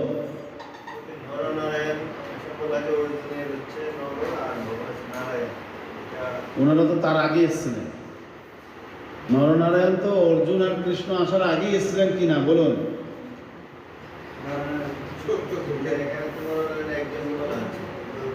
না, নর একজন, নারায়ণ একজন, দুইজন মিলে নরনারায়ণ ঋষি বলা হচ্ছে। দুইজন ঋষি অ্যাকচুয়ালি। নর হচ্ছেন জীবাত্মা অর্জুন, যিনি পরবর্তীতে অর্জুন হয়েছেন, আর নারায়ণ হচ্ছেন স্বয়ং কৃষ্ণ। তিনি তপস্যা করার জন্য এসছেন, নারায়ণ ঋষি রূপে এসছেন। চতুর্ভুজ নারায়ণ রূপে আসেননি, তিনি নারায়ণ ঋষি হয়ে এসছেন। তো যেহেতু তারা ঋষি রূপে এসছেন, তাই তাদেরকে এরকম বলা হচ্ছে। দুইজনে, নরনারায়ণ ঋষি দুইজন। যেমন চতুষ্কুমার, একজন না চারজন? কিন্তু আবার দ্বাদশ মহাজনের মধ্যে গুনলে কয়জন ধরা হয়? একজন। চারজনকে মিলে একজন ধরা হয়, সেই রকম। হ্যাঁ, আপনি চলে যাওয়ার কথা ছিল, কোথা থেকে এলেন? আপনি সেই ভক্তি শাস্ত্রীতেও অসুস্থ হয়েছিলেন, মনে পড়ছে? আমার মনে আছে, একবার চলে গিয়েছিলেন আপনি। বিশ্বরূপ? কই বিশ্বরূপ কোথায়?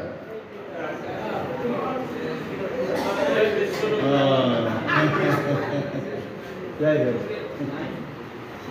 কেউ একজন চলে গেছিল, সেটা আমার মনে আছে। বলুন বলুন, তাড়াতাড়ি বলুন, সবাই চলে যাচ্ছে।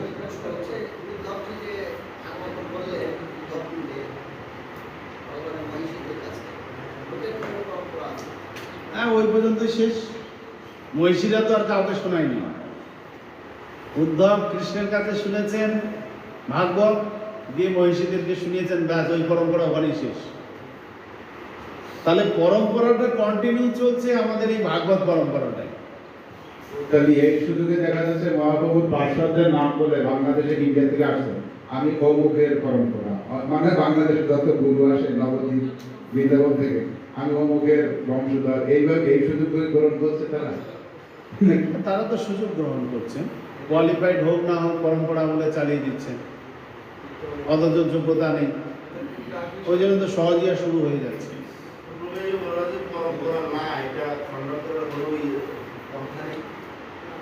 দেখুন, নরোত্তম দাস ঠাকুর থেকে পরম্পরা সহজিয়া পরম্পরা চালু হয়ে গেছে।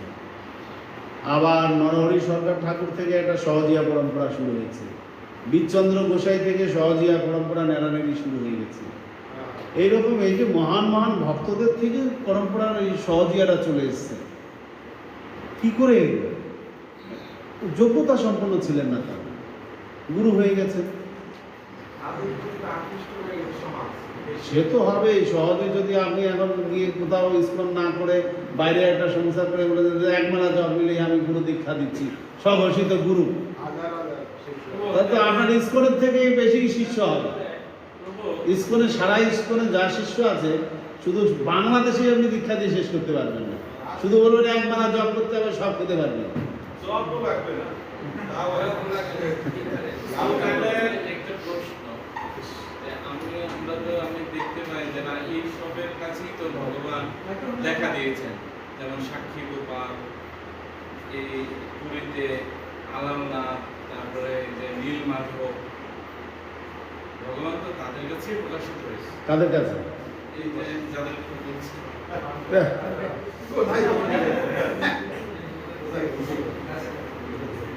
তারা ভগবানের শুদ্ধ ভক্ত ছিলেন। ভগবান লীলাবিলাস করার জন্য তাদের কাছে এসেছেন। সাক্ষী ব্রাহ্মণ, সাক্ষী গোপাল যে ব্রাহ্মণের কাছে এসেছিলেন সাক্ষী দেওয়ার জন্য, কিন্তু সাধারণ শুদ্ধ ভক্ত নাকি? এটা কি মাছ খেয়ে ব্রাহ্মণ ভাবছেন আপনি? কোন সময়কার ঘটনা এটা বলেন তাহলে? ওকে, পরের শ্লোক। এবার উনি প্রশ্নের ভূয়সী, যে ছখানা প্রশ্ন করেছেন তার ভূয়সী প্রশংসা করছেন। মুনয় সাধু পৃষ্ঠয় ভবদ্ভি লোকমঙ্গল যৎকৃত্য কৃষ্ণ সম্প্রশ্ন যেনাত্মা সুপ্রসীদতে।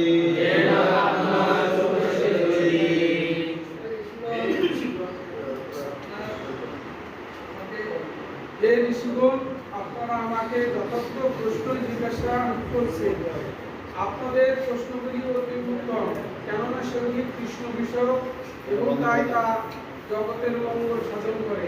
এই ধরনের পরিপ্রশ্নের দ্বারাই কেবল আপনারা সুপ্রসন্ন রূপে প্রসন্ন, সম্পূর্ণরূপে প্রসন্ন।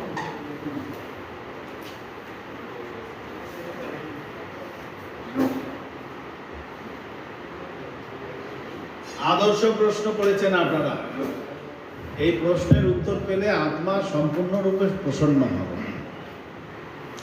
তা প্রথম এবং দ্বিতীয় প্রশ্নের উত্তর 6 এবং 7 নম্বর শ্লোকে দেওয়া হচ্ছে। প্রথম প্রশ্নটা কি ছিল?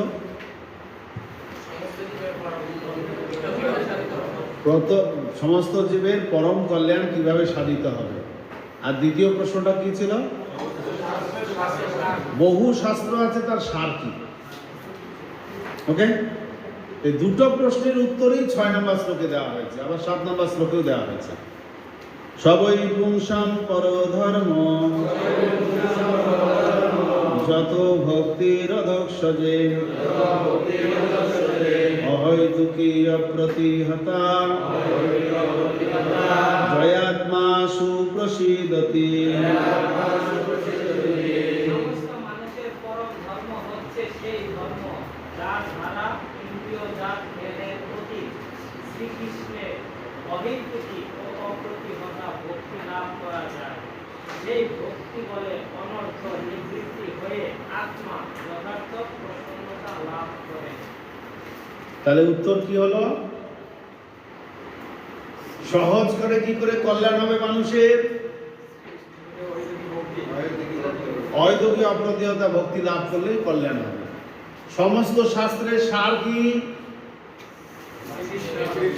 শ্রীকৃষ্ণের প্রতি অহৈতুকী অপ্রতিহতা ভক্তিতে যুক্ত থাকে। ব্যাস, উত্তর হয়ে গেল। একেবারে শর্টে সাপটাম উত্তর। যত কথাটার অর্থ হচ্ছে যে যা পেশায় যুক্ত, যে যা পেশায় যুক্ত সেই পেশার দ্বারা ভগবানকে সন্তুষ্ট করতে পারলেই তার আত্মা সুপ্রসন্নতা লাভ করবে। সে সমস্ত শাস্ত্রের সার কথা পালন করছেন বা সহজেই তার পরম কল্যাণ সাধিত হয়। যে যা পেশায় যুক্ত সেই পেশাটার মাধ্যমে কৃষ্ণকে সন্তুষ্ট করতে হবে, এবং এই সন্তুষ্ট করতে গিয়ে কোনো হেতু থাকা চলবে না। অহেতুকীভাবে সন্তুষ্ট করার চেষ্টা করতে হবে। ডাক্তার, উকিল, কৃষিকার্য, ব্যবসায়ী, যে যা পেশায় আছে সেই পেশার মাধ্যমে কৃষ্ণকে সন্তুষ্ট করার জন্য যে চেষ্টা করছেন তিনি সমস্ত শাস্ত্রের সার কথা পালন করছেন। তার পরম কল্যাণ এমনিতেই সাধিত হবে, তার আত্মা সুপ্রসন্নতা লাভ করবে।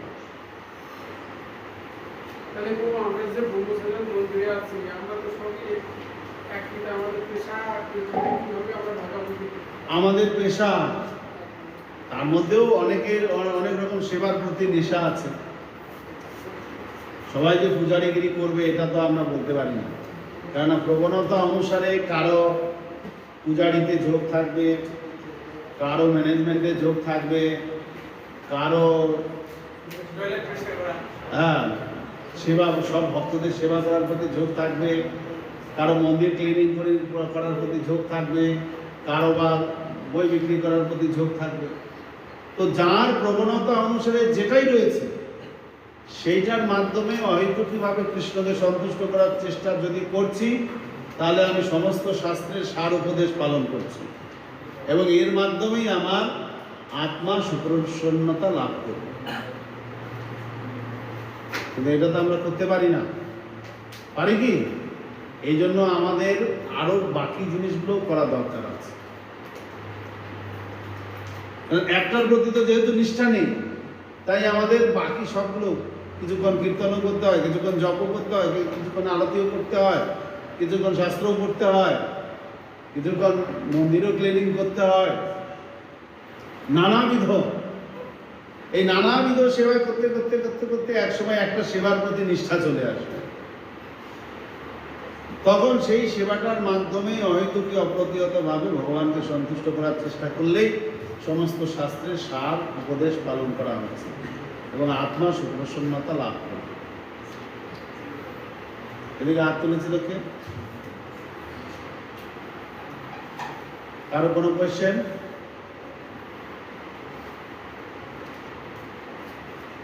ওকে, পরের শ্লোক। তাহলে এই শ্লোকে বর্ণাশ্রম ধর্মকে ঝেঁটিয়ে বাদ দিয়ে দেওয়া হলো। বর্ণাশ্রম ধর্ম মানে কি? হ্যাঁ, তো এইখানে কৈতব ধর্ম বলা হলো, যে যা পেশায় যুক্ত আছে সেটাই তো বর্ণাশ্রম ধর্ম। সেটাই যুক্ত থাকলে শুধু চলবে না, ওই বর্ণাশ্রম ধর্ম দিয়ে ভগবানকে সন্তুষ্ট করতে হবে। যে যা পেশায় যুক্ত সেই পেশার দ্বারা ভগবানকে সন্তুষ্ট করতে হবে, তাহলে আত্মা প্রসন্নতা লাভ করবে। তা না করে যে যা পেশায় আছে শুধু সেই পেশাটাতে যুক্ত থাকলে আত্মা কোনোদিন প্রসন্নতা লাভ হবে না। অর্থাৎ শুধু বর্ণাশ্রমের মধ্যে থেকে গেলে তার আত্মার প্রসন্নতা বিধান কোনোদিনই হবে না। বর্ণাশ্রমের মধ্যে থেকে যে পেশায় যুক্ত আছেন সেই পেশাটা এমনভাবে করতে হবে যাতে কৃষ্ণ সন্তুষ্ট হয়। প্রভু, আমার একটা জিজ্ঞাসা ছিল, মহাপ্রভু রায় রহমানদের সঙ্গে যখন কথোপকথন হচ্ছে, তো মহাপ্রভু যখন প্রশ্ন করলো পরশোলক শব্দের নির্ণয়, রায় কয় স্বধর্ম আচরণে বিষ্ণু ভক্তি হয়, মহাপ্রভু বলেছেন ইয়ে বাধ্য, তাহলে কি এই বিষয়টা এখানে বললেন? হ্যাঁ, এই বিষয়টা, এই বাহ্য কথাটা সুত গোস্বামী বললেন, যদি ভক্তি না হয় অহেতুকী অপ্রতিহতা, তাহলে বর্ণাশ্রম ধর্ম বাহ্য, ভক্তিযুক্ত হয়ে করতে হবে।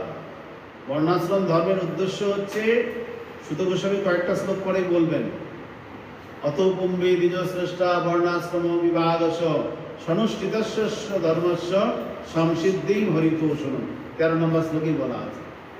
মানে বর্ণাশ্রম পালন করার দরকার নেই, বর্ণাশ্রম পালন ছাড়াও ভক্তি হবে। যেমন নারদ মুনি, তার 3 জন্মের ইতিহাস আমরা জানি। প্রথম জন্মে ছিলেন উপবরণ নামক গন্ধর্ব, তার কাজটা কি ছিল? ব্রহ্মার সভায় হরিনাম করা। হরিনাম করাটা কোনো বর্ণাশ্রমের কাজ? কোনো বর্ণ আশ্রমের কাজ করে এটা হরিনাম? তো উপবরণ গন্ধর্ব তিনি ব্রহ্মার সভায় হরিনাম গাইতেন, কৃষ্ণলীলা গাইতেন, হরিনাম গাইতেন। কোনো একটা ভুল হয়ে গেছিল, তাকে অভিশাপ দেওয়া হলো, তুমি হয়ে যাও দাসীপুত্র। পরের জন্মে হয়ে গেলেন দাসীপুত্র। দাসীপুত্র হয়ে তিনি কি করলেন? সাধু সেবা আর হরিকথা শুনলেন। ওই 4 মাস সাধু সেবা করলেন তার মায়ের সঙ্গে, আর হরিকথা শুনলেন, ব্যাস তার সিদ্ধি হয়ে গেল। পরের জীবনে উনি কি হলেন? নারদ মুনি। নারদ মুনির কাজটা কি?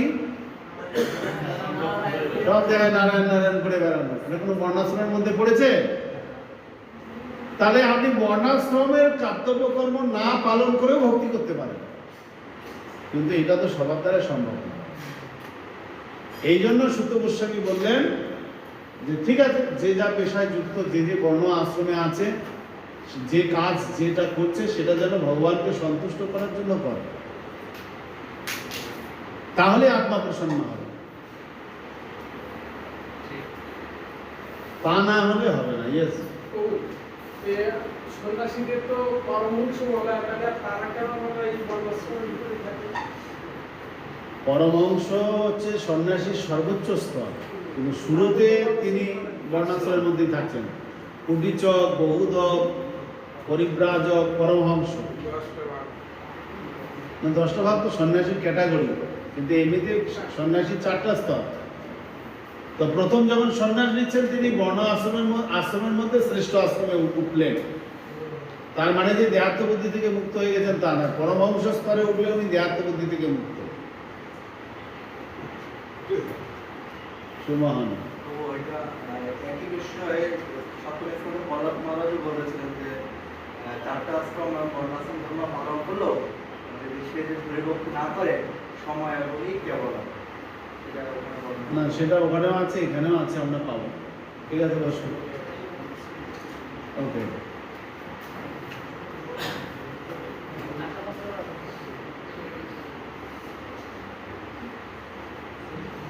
পরের শ্লোক, শ্লোক নাম্বার বাসুদেবে ভগবতী ভক্তি যোগ প্রয়োজিতঃ জনয়াতি আশু বৈরাগ্যম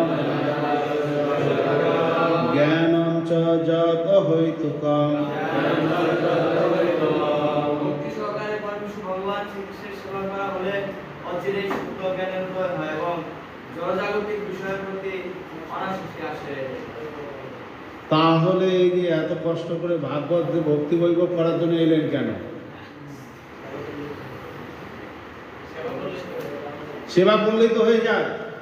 এই সূত্রটা যদি ইনচার্জরা পেয়ে যায় তাহলে তো আর কাউকে পাঠাবে না, আরে সেবা করো তাহলেই হয়ে যাবে সব, ভক্তি বৈভব করতে হবে না। ওখানে গিয়ে যা শুনবে সেবা করলে তাই পেয়ে যাবে। বলুন,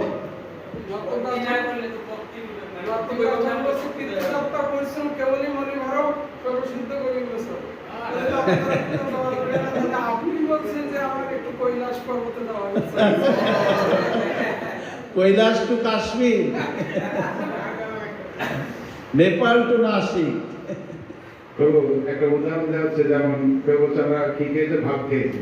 আসলে খালি ভাত খাইলে শান্তি পাবো না, মজা পাবো না। বাচ্চাকে সবজি, ডাল, ভাজি বিভিন্ন রকম হলে সেটা পরিপূর্ণ হবে। তো এখানে শুধু ভক্তিটা করতে হলে, করতে গেলে আগে এগুলো না হলে আনুষ্ঠানিক আসলে আমরা ভক্তিটা ঠিক মতো করতে পারবো। এটা আচ্ছা, আর কেউ? বৃন্দাবন, বৃন্দাবন। হরে কৃষ্ণ প্রভু। আমার একটা বাস্তব অভিজ্ঞতা হচ্ছে, যেমন জবের সময় আমার একটু জীবনী আসে, কিন্তু কালকে গতকালকে ক্লাসের পরে যে বাস্তব হচ্ছে কৃষ্ণ, সেদিকে একটু যখন যেখানে আসে তখন ওই কথাটাই মনে পড়ে। তো আমরা এখানে যে কৃষ্ণ সেবাই হচ্ছে ভক্তি হচ্ছে, সেবা করলেই কি হবে, ভক্তি সেটা হচ্ছে শ্রেষ্ঠ, সেটা জানার জন্য আমরা এখানে এসেছি এবং সেটার জন্যই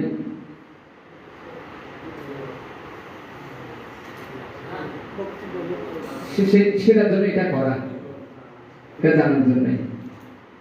আসলে এখানে যে জ্ঞান আর বৈরাগ্যের কথা বলা হচ্ছে, এই জ্ঞানটা থিওরিটিক্যাল জ্ঞান,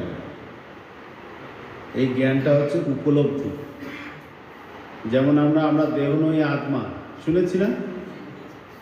উপলব্ধি হয়েছে কি? কার হয়েছে উপলব্ধি? মুখস্থ কার হয়েছে? দেহ নই আত্মা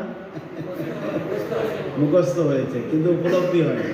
তাহলে আমাদের এখানে যে জ্ঞানটা কথা বলা হলো, এই 7 নম্বর শ্লোকে জ্ঞান আর বৈরাগ্য এমনি এমনি আসবে, এইটা হচ্ছে উপলব্ধি জ্ঞান।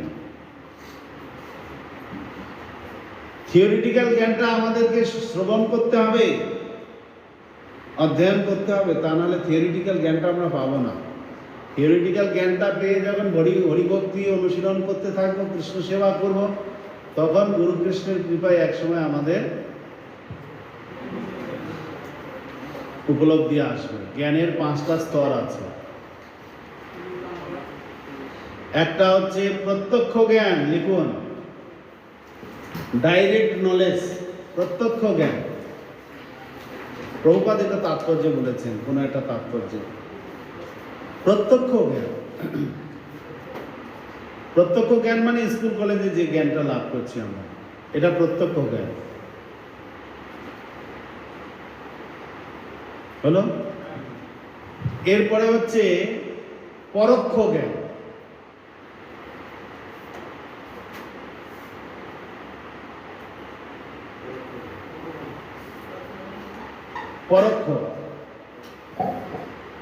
পরোক্ষ জ্ঞানটা হচ্ছে এই যে আমরা যে এখন যে জ্ঞানটা পেয়েছি, গীতা ভাগবত পড়ে কিছু জ্ঞান পেয়েছি, আবার স্কুল কলেজেরও কিছু জ্ঞান আছে, তা আমাদের জ্ঞানের লেভেলটা এসছে পরোক্ষ জ্ঞানের স্তর। পরোক্ষ জ্ঞান হলো মানে আমরা জানি আমি আত্মা, আবার আমরা স্কুল কলেজের জ্ঞানও জানি, আবার এদিকে একটু এক্সট্রা জ্ঞান পেয়েছি, আমরা আত্মা, কৃষ্ণ ভগবান, এই জ্ঞানটা পেয়েছি। তাহলে এটা হচ্ছে অপরোক্ষ জ্ঞান। অনুভূতি কিছু নাই, কিন্তু শাস্ত্র মতে জেনে গেছি, জাগতিক জ্ঞানও আছে, আধ্যাত্মিক জ্ঞানও আছে আমাদের। এরপরে হচ্ছে প্রত্যক্ষ, অপ্রত্যক্ষ, তারপরে আসবে আমাদের, সরি প্রথমটা বলেছিলাম প্রত্যক্ষ, তারপরে একটা পরোক্ষ, অপরোক্ষ। অপরোক্ষ মানে আমি যেদিন উপলব্ধি করতে পারবো আমি আত্মা, সেদিন আমার জ্ঞানের স্তরটা এসে গেল অপরোক্ষ স্তরে। মানে আমাকে চিন্তালেও মনে হবে না যে কেউ চিন্তাচ্ছে। হ্যাঁ প্রভু, আমাকে না মশা কামড়ালে আমি বুঝতেই পারি না, তাহলে কি আমি অপরোক্ষ জ্ঞানের স্তরে চলে এসেছি? মশা কামড়ালেও আমি বুঝতে পারি না। যেদিন আমি ব্রহ্মভূত স্তরে উঠব, মানে আমি দেহ নেই আত্মা, এই স্তরে আসবো, সেদিন আমার জ্ঞানটা অপরোক্ষ স্তরে চলে গেছে। হ্যাঁ, ব্রহ্মভূত স্তর, সেইটার সেই জ্ঞানের স্তরটাকে বলে হচ্ছে অপরোক্ষ। প্রত্যক্ষ, পরোক্ষ, অপরোক্ষ। তারপরে আসছে অধোক্ষজ। অধোক্ষজ জ্ঞান যেদিন লাভ করবো, সেদিন আমার হৃদয়ে পরমাত্মাকে দেখবো, আবার অন্যের হৃদয়ে পরমাত্মাকে দেখবো, প্রহ্লাদ মহারাজের মতো যেদিকে তাকাবো সেখানেই ভগবানকে দেখতে পাবো। যত্র যত্র নেত্র পরে তত্র তত্র ইষ্ট দেব স্ফুরে, এই অদর্শজ জ্ঞানের স্তরে গেলে। আর শেষের জ্ঞানের স্তরটা হচ্ছে অপ্রাকৃত জ্ঞানের স্তর, মানে তখন সাক্ষাৎ কৃষ্ণকে দেখতে পাবো, অপ্রাকৃত।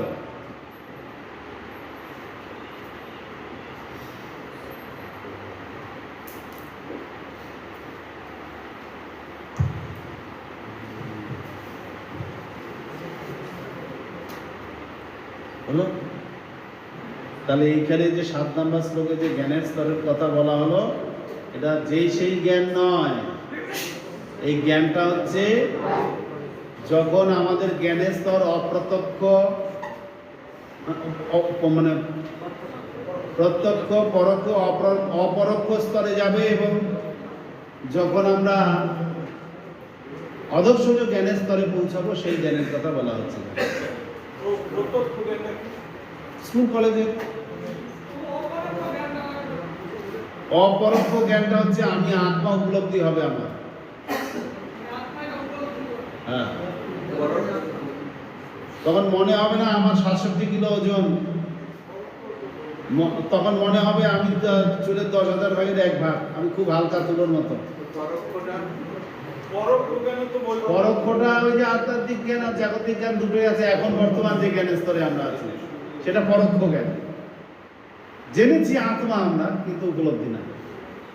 যেদিন উপলব্ধি হবে সেদিন হবে অপরোক্ষ, আর যেদিন পরমাত্মাকে দেখতে পাবো সেদিন হবে অদর্শজ। আর যেদিন কৃষ্ণকে সাক্ষাৎ সব জায়গায় দেখতে পাবো সেদিন হয়ে যাবে অপ্রাকৃত। এই 5 প্রকার জ্ঞানের স্তরের কথা প্রভুপাদ বলেছেন ভাগবতের এক তাৎপর্য। অদর্শজ জ্ঞানের স্তরে পরমাত্মাকে যত্রতত্র দর্শন করতে পারবে।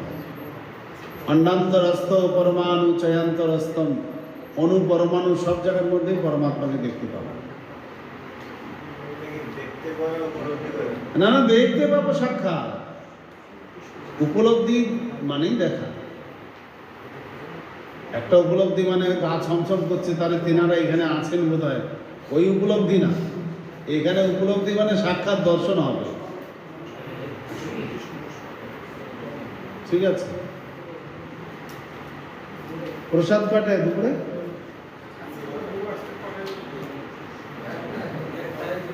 একটায়, কটা বাজে এখন?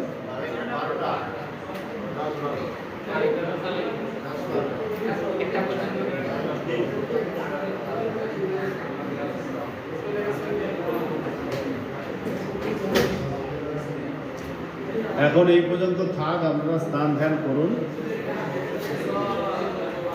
সকালবেলা একটু আধা ঘন্টা আগে আসবেন, ঠিক আছে? যেহেতু প্রসাদ আজকে আগে হবে, আধা ঘন্টা আগে, বিকাল 3:30 থেকে শুরু হবে। হরে কৃষ্ণ হরে কৃষ্ণ কৃষ্ণ কৃষ্ণ হরে হরে, হরে রাম রাম রাম হরে। শ্রীল প্রভুপাদ কি জয়, সমবেত ভক্তবৃন্দ কি জয়, গৌর প্রেমানন্দে।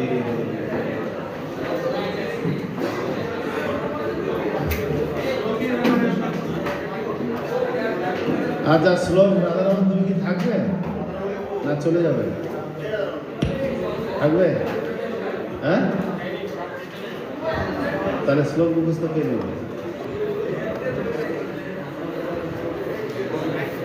অনলাইন যাবে, জুমে নেবে? সবাই আবার তোমার জুম ঢুকবে? আচ্ছা, রাধারমণ আপনাদের শ্লোক মুখস্থ নেবে, তা অনলাইনে শ্লোক মুখস্থ নেবেন, তার জুম নাম্বারটা সকলে নিয়ে নেবেন। যখন শ্লোক মুখস্থ দেবেন তার সামনে জমে দাঁড়িয়ে দিয়ে দেবেন হরে কৃষ্ণ। আর তুমি যদি ওদিকে জুম না খোলো তখন ওর টাইম শিডিউল থাকবে, সেই অনুসারে সে জুমে বসে থাকবে, আপনারা জুমে অনলাইন ক্লাস শ্লোক মুখস্থ দেবেন।